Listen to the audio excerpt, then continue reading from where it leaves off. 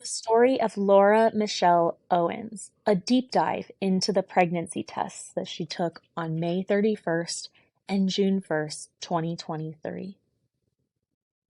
In this video, we're going to be looking at the home pregnancy tests that Laura took early on in this case with Clayton Eckerd.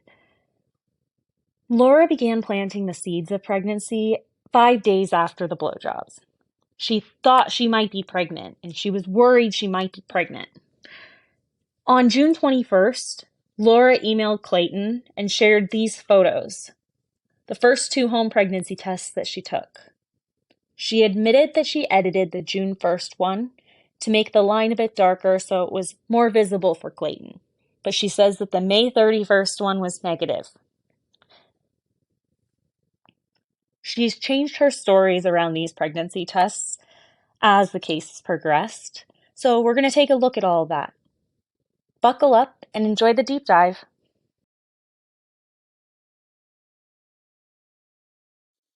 On June 21st, 2023, Laura emailed Clayton and shared a photo of the first 2 pregnancy tests that she took at home. The first one, May 31st, 2023, was negative. The second one, on June 1st, 2023, she said was positive, though she admitted that she edited the June 1st photo to make the line more visible so that it could be seen on the image. Laura also stated in the June 10th, 2024 evidentiary hearing that she tested positive for pregnancy for the first time on May 31st, 2023, and that test was taken on day 11.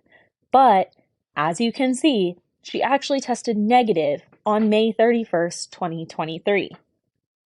In the first Medium blog post that Laura posted on September 18th, 2023, she states, "On March 31st, I had a pregnancy test done prior to a medical test.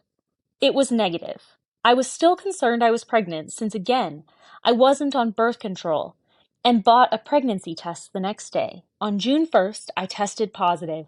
I knew Clayton wouldn't believe me, so I decided to go to urgent care to get a test done. I figured he would believe it if it were from official medical documentation.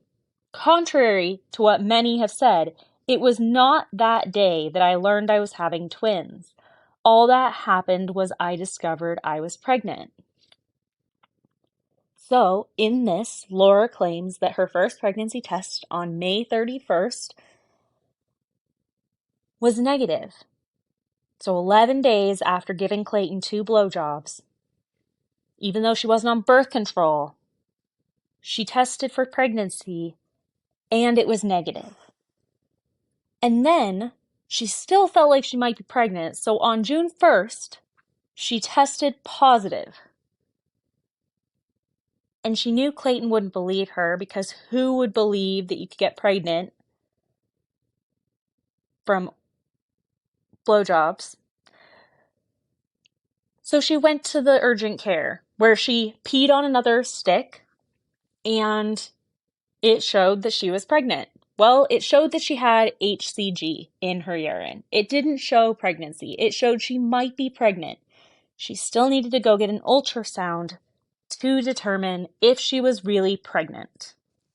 In petitioner's response to respondents' amended motion for relief based on fraud filed April 26, 2024, Laura attached an affidavit. Laura changed her In this story affidavit, about she taking says, the first on May pregnancy 31st, test 11 and 2023, 12 I days took a home after the pregnancy night with test, Clayton. which showed a faint In her positive affidavit, result. she says This that on caused May me to believe I 31st, might be pregnant. 2023, she took a home To pregnancy confirm the test, home which showed a faint test results, positive. on June 1st, Then, I went to my on local June Banner 1st, urgent care, 2023, she went to an urgent located care on where she Greenway tested and positive 64th after Street in taking a Scottsdale. urine pregnancy Upon test. arriving at the location, I informed the nurse In I thought I petitioner's might be pregnant response to based on the faint respondents' line on the home amended pregnancy motion test I for took the day relief based before. on fraud, I did not which was ask the filed nurse for April any specific 26, type of test. I simply 2024, told her I wanted to know Laura if I was changed her pregnant. story about taking the first So, pregnancy Laura test changes her 11 story and yet 12 again, days after the night saying with she took the Clayton. first pregnancy In test her 11 days affidavit, after, but it was she says actually that on May positive this 31st, time. 2023, And she didn't she took a say home that she took pregnancy another test, test at which showed home a on June faint 1st, positive. where she Then, colored in the line on a little June bit 1st, to make it darker. 2023, she went to an Instead, she urgent says she care just where went she to tested urgent positive care after and taking a urine she didn't pregnancy ask for test. what kind of test. She just was told she was going to pee on a stick, and that showed positive as well. For relief based on fraud, which was filed April 20. In petitioner's notice for change of judge for cause, filed July 8, 2024, Laura's lawyer, David S. Gingras Esquire, writes, Laura claims she had a one-night sexual encounter with Clayton in Scottsdale on May 20th, 2023, and she learned she was pregnant 11 days later. Laura claims she tested positive for pregnancy on 5 separate occasions before this case was filed: May 31st, June 1st, June 19th, June 25th, or July 25th, and August 1st.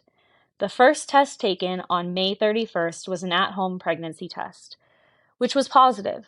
The next day, on June 1st, Laura went to Banner Urgent Care for a professional pregnancy test. The test at Banner was also positive.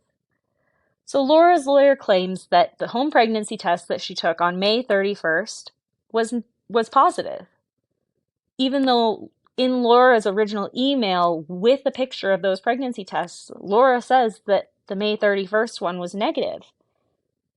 And then Laura's lawyer says that she went to urgent care on June 1st for a professional medical test, rather than she also took one at home. And she colored in the line a little bit to make it darker. And then she went to urgent care so she could get in medical record showing that she was pregnant. But this isn't a professional medical test. This is a urine pregnancy test. It's testing if there's HCG in the urine.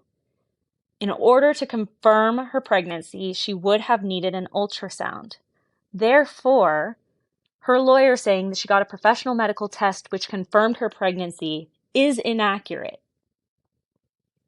Let's do some final thoughts. The home pregnancy tests Laura took May 31st and June 1st. Originally, Laura claimed that the May 31st test was negative and the June 1st test was positive, with a very faint line that she needed to darken so that Clayton could actually see it. Later on, Laura claims that actually the May 31st test was positive, and she went to urgent care to confirm the June 1st. Laura was never pregnant. Laura did something to manipulate her HCG levels so that she could test positive for pregnancy.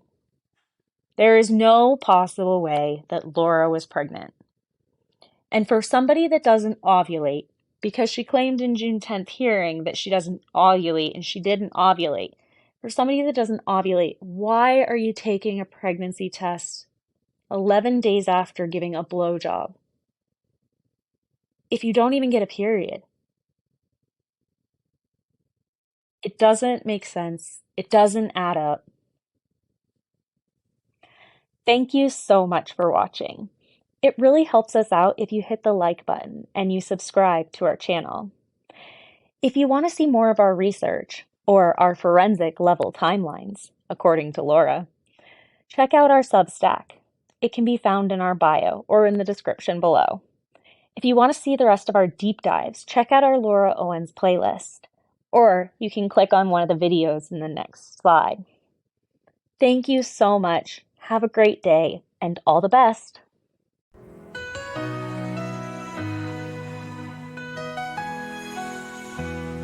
In the shadows we work unseen, with hearts of gold and minds so keen. We dig through data piece by piece. For every victim we seek peace. We're the voices for the voiceless. In the night we find a light. We're the hope for the hopeless. Together we'll make it right. All the best we give our all. Standing strong, we'll never fall. For justice we'll fight and strive, making sure the truth survives. Behind the screens we volunteer, with every clue we persevere. Forensic timelines we create to change the laws, to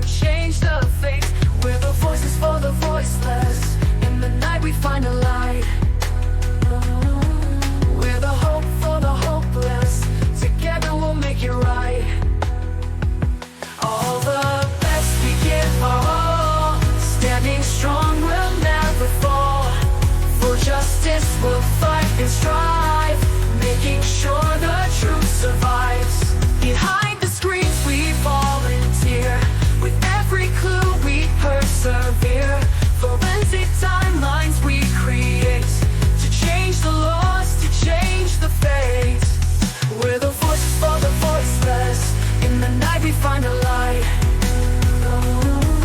We're the hope for the hopeless. Together we'll make it right. All the best we give our all. Standing strong, we'll never fall. For justice we'll fight and strive, making sure the truth survives. Behind the seekers, we are the light. In the darkness we ignite. For every victim we stand tall. All the best we give our all.